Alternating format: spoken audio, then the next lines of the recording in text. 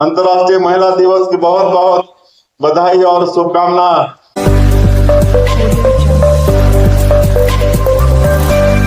तो हिंदू कुल तिलक श्रद्धेय दिलीप सिंह जूदेव जी थे, जो 5 बार सांसद के रूप में और अटल जी की सरकार में मंत्री के रूप में प्रदेश की सेवा किए थे। उनका भी आज जन्मदिन है, तो उनका आज कुनकुरी में भव्य आयोजन था जन्म दिवस के अवसर पर।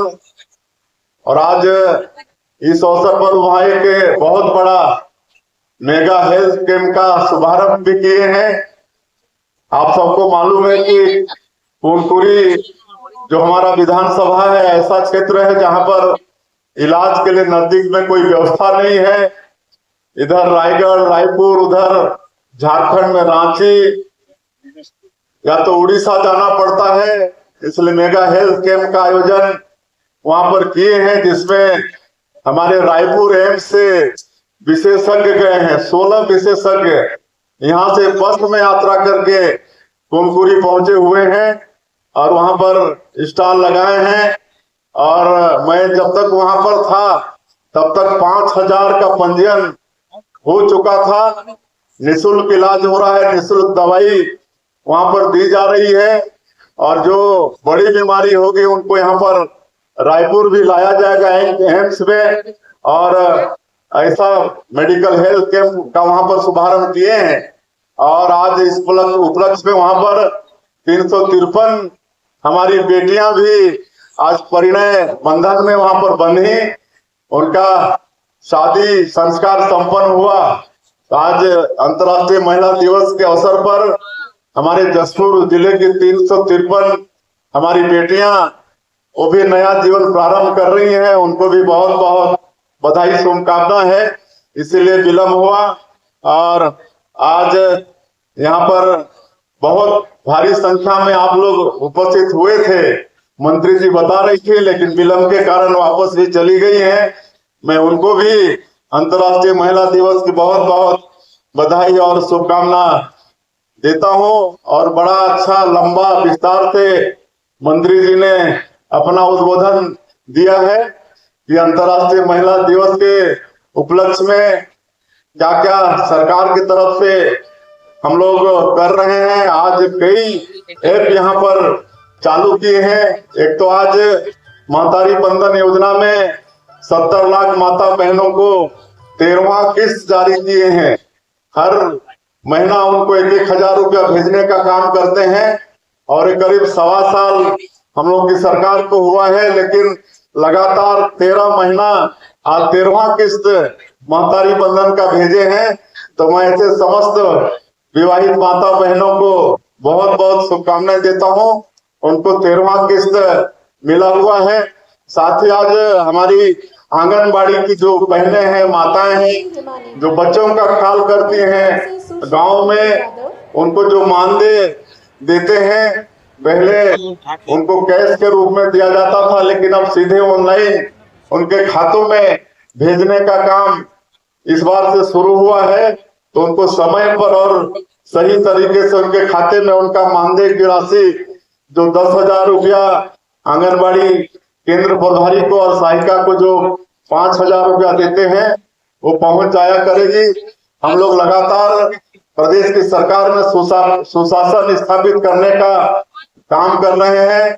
कुछ महीने पहले हम लोग जो मितानिन बहनें हैं उनको भी पहले उनके खाते में उनका मानदेय नहीं जाता था, तो उनको 2-2, 3-3 महीना में वो पैसा मिलता था। कभी कभी सबको मिल भी नहीं पाता था, लेकिन उनके लिए भी ऐप डेवलप की। अब उनका भी हर महीने उनके खातों में पैसा चला जाता है।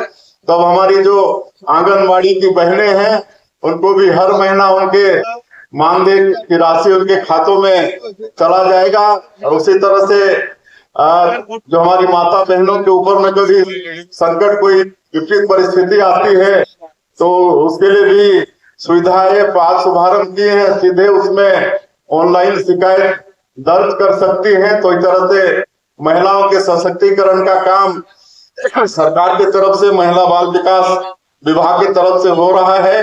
इसलिए मैं मंत्री जी को और उनके पूरे विभाग को बहुत बहुत बधाई और शुभकामना देता हूं।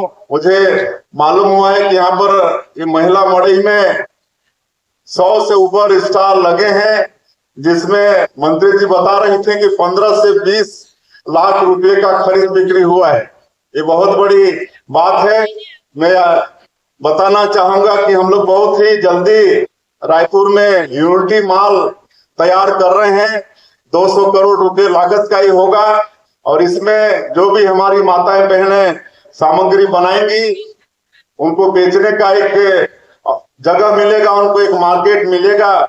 हम लोग बहुत जल्दी यूनिटी मॉल नया रायपुर में तैयार करने जा रहे हैं। तो इस तरह से लगातार महिलाओं के सशक्तिकरण का काम हो रहा है। बेटी बचाओ बेटी पढ़ाओ ये अभियान हमारे माननीय प्रधानमंत्री जी का है। इसका भी लाभ हमारी माता बहनों को मिल रहा है। आज हमारी माताएं किसी क्षेत्र में भी कम नहीं है। राजनीति से लेकर आज हवाई जहाज, फाइटर प्लेन से लेकर रेल और सब चीज चलाने का काम हमारी माताएं बहनें कर रही हैं।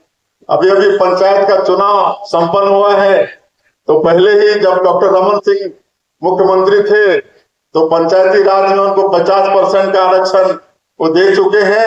अब जब इस देश में हमारे प्रधानमंत्री नरेंद्र मोदी जी हैं तो आने वाले समय में लोकसभा और विधानसभा के चुनाव में भी हमारी माताओं को 33% का आरक्षण का लाभ मिलेगा। ये व्यवस्था हमारे प्रधानमंत्री जी बना चुके हैं। तो इस तरह से लगातार महिलाओं के सशक्तिकरण का काम हम लोगों की तरफ से, हम लोगों की सरकार की तरफ से हो रहा है। क्योंकि समय काफी हो चुका है, मैं और ज्यादा नहीं कहते हुए सभी माता बहनों को एक बार फिर से